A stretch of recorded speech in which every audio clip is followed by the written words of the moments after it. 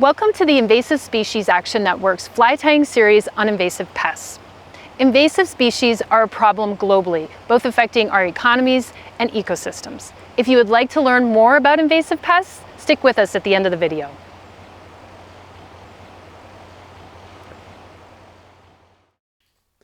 We're tying a brown marmorated stink bug. This insect has been identified as an invasive species. For disclosure purposes, this fly was tied for educational purposes and not for practical use. I think it's probably durable enough to work, but I don't have one in my fly box and I've never been involved with a stink bug hatch. So again, strictly for fun and education. We're using a 2XL number 10 hook. The thread is 8/0 camel from Unithread. I've started to wrap a base on the hook. I'll proceed back to the bend.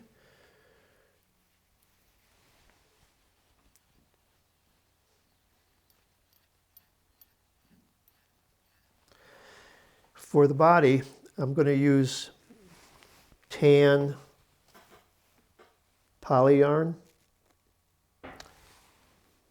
Readily available. I'm going to pull out a single strand, start with that, attach it to the hook, and then start to wrap, forming the underbody, which really is going to only serve as a platform for the shell and the legs, the shell back and the legs. So forming a beautifully formed tight body is not necessary. And as far as how thick it should be, I think actually about 2 or 3 wraps is all that you're going to need to accomplish your objective. And I think we'll put a halt to it right there. There we go. Sorry.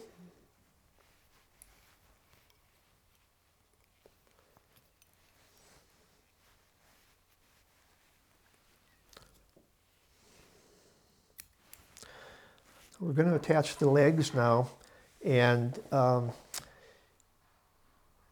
knotting the legs is something that I do. I don't think it's critical for the fly's effectiveness, fishing flies I should say, but in this particular case, being an educational fly, I thought it'd give a more real life looks. My own preference for legs is to knot them after they're attached, and I'm using tan and brown centipede legs.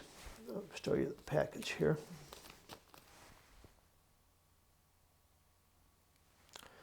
And what we'll do is we'll take off 2 strands.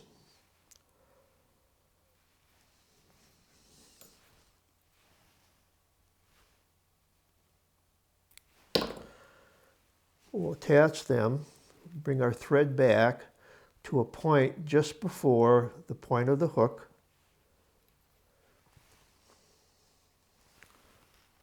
Attach the one side.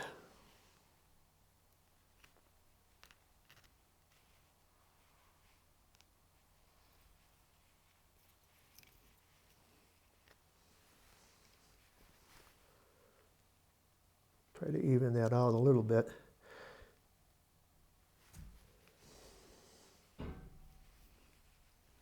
And bring this back on the near side. Then take your thread forward to, I don't know, maybe a 1/4 inch behind the eye of the hook. Take a single strand, attach it on the far side.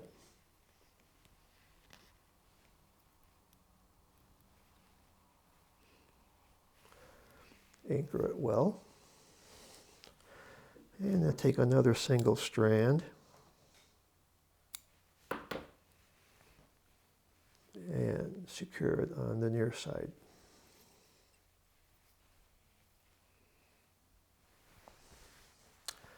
Now the next challenge is going to be to make the body. And again, the information is available online, Wikipedia, to get the right size dimension. What I did was to actually trace an outline of the full-size bug. I don't know if you can see this very well or not. Then I made a template out of a little piece of hard paper. Then went back to my foam, and for the bottom of the body I'm using 2mm tan foam, and I traced, well, let me get to the right side here. You can see that I've traced several here, cut out several there, and for the top side I've used 1mm brown foam, and again there's tracings and cutout. The top part should be cut out a little bit larger, go out of the line, because as we develop this body, we have added a structural depth development to give it more realistic look. And what I did for that was to take toothpicks and glue on the bottom part a little T like that, so that when you overlay the piece on top, let me grip this if I can, you see it shows some depth, some structure there, for lack of a better word. And that's what we're looking for. So now we can attach the body. And what we're going to do is that little neck on top here is going to be our attachment point on the hook. I'm going to push back those legs, and I'm going to just tie it down like so. Now let's look what we got here. What we're going to do then with this back part is we're going to glue it to the body. And for that, I'm going to use the gel glue and put a few drops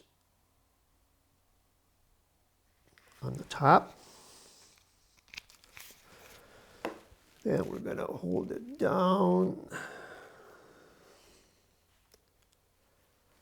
And to secure it, I'm going to use a little hackle plier here.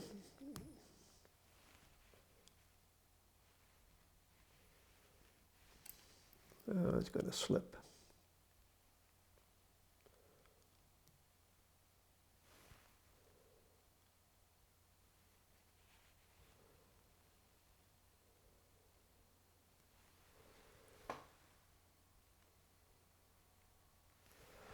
And we'll let that dry. It's Loctite super glue gel, available at any hardware. Hopefully the shell has dried firm enough to us to continue. We're going to try to knot the legs now, and this is always an interesting part for me. So bear with as we try to, I suppose a crochet hook would be the way to go. Tweezers, and see if I can help myself.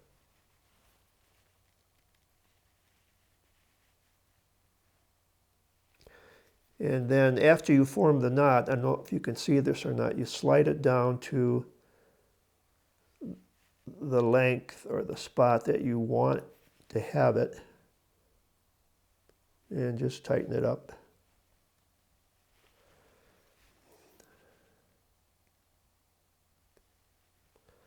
And there's one. And we'll try this one too.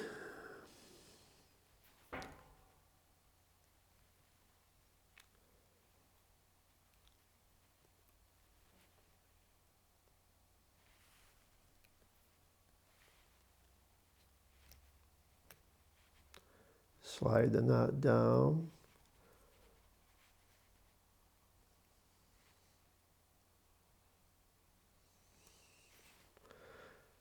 And tighten it.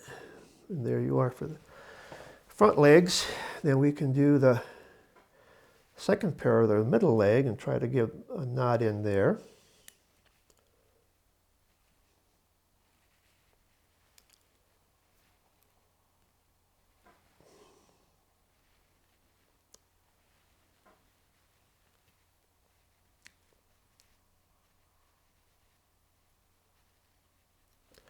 Knot is formed. I'm going to slide it back to where I want it, hopefully.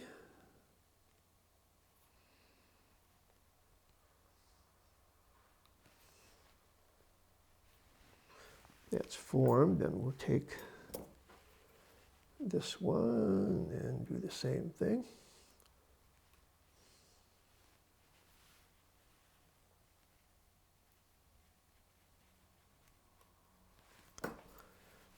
Got a bodkin, it's easy to slide down.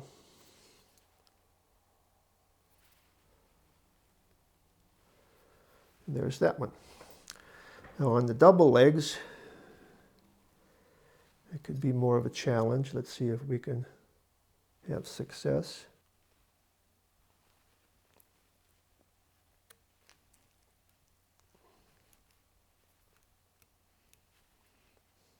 Okay. Now we're going to try to slide in.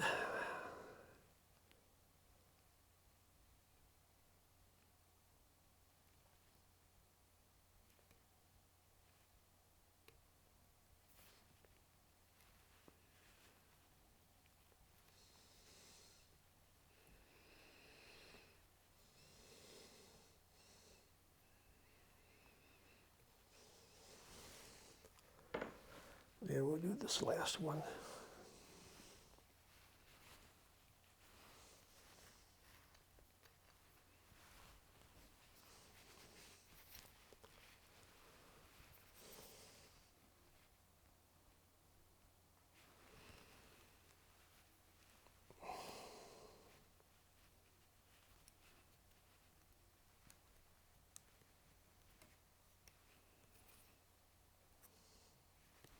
Okay. Already they're starting to pull out.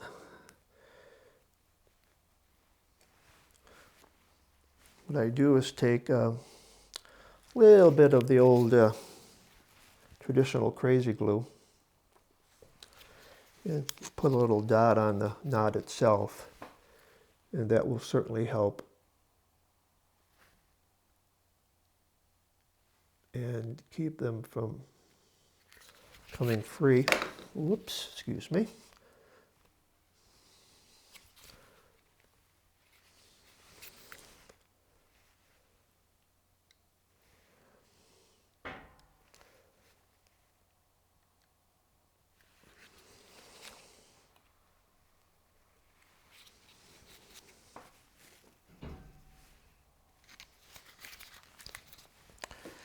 I see a little excess here.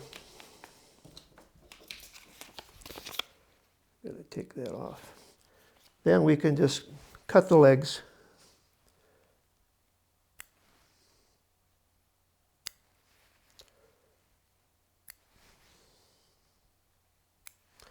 On the back legs, just cut one strand.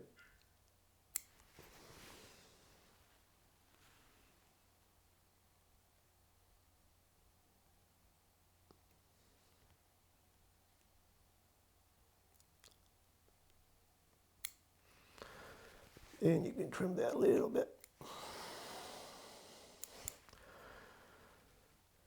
So there's the legs placed.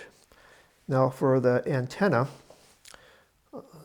just take an ordinary grizzly hen if you're like me, you've probably got some old grizzly necks that you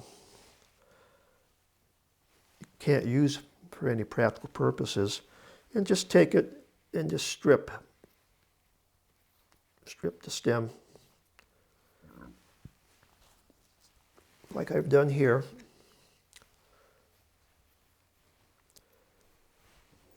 What we're going to do is going to clip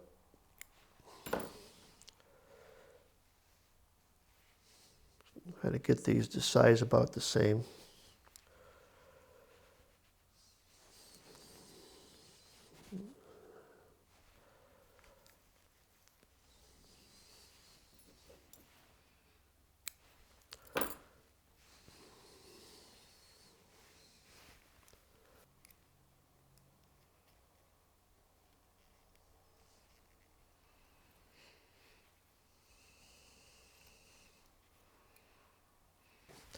And we'll take the other one and we will attach it,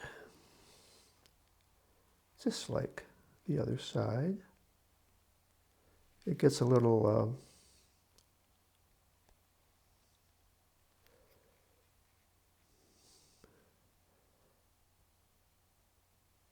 interesting to weave your thread through the legs. What I try to do at times is just to pull them back. I'm having a difficult time right now, though. I think I'm going to retread this.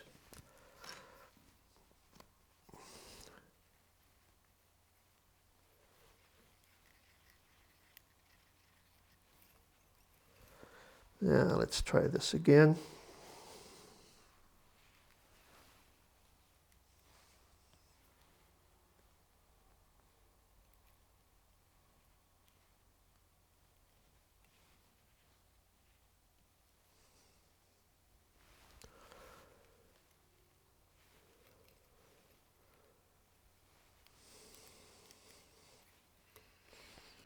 Okay, we are going to pull these legs back and continue to secure that antenna. We're going to try to attach the other one here.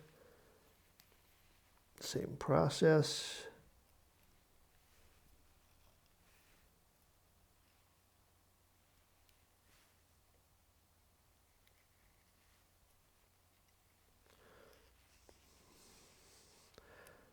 Get a little bit of separation. Come in and snip those off.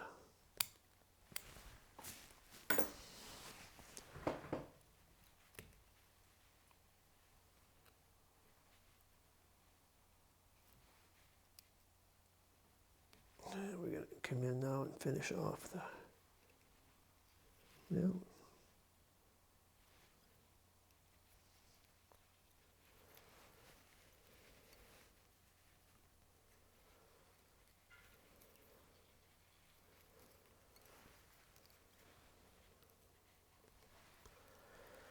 And let's finish this off with a quick.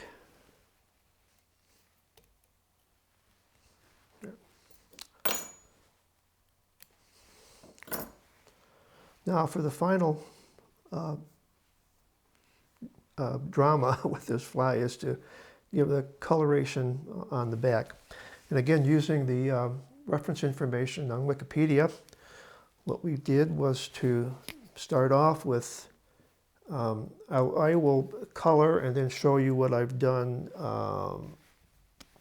after I can do it here.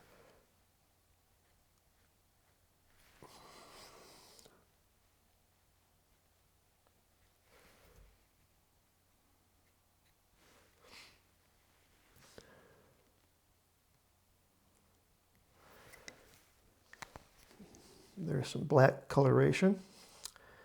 And then the rest of it is just going to be using different colored markers. I'm sure you've seen these if you fly tie for any length of time. I have brown, I've got pumpkin, I've got some red brown, and we're just going to model the back of it with just different, you know, marks and striations and whatnot to give it more of a natural look.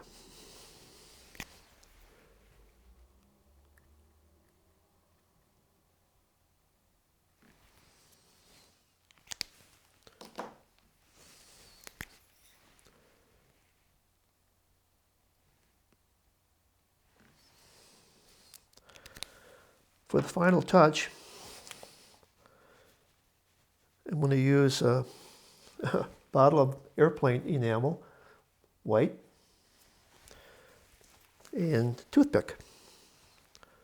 What we're going to try to do is give it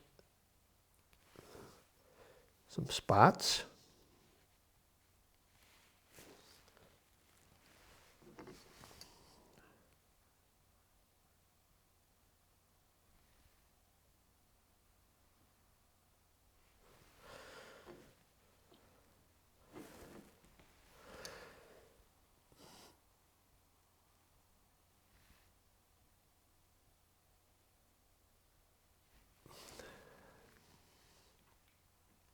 There's the finished product. The insecticide in this video is an invasive pest, which means it's an invasive species. Invasive species are those that are introduced to a new area, and when they do, they cause harm to things like our forest, agriculture, and to even native plants and animals. The marmorated stink bug is found across 38 US states. This bug is a real pest. It likes all kinds of fruits and vegetables, things like apples and pears, but it also likes hardwoods, like maples and dogwoods.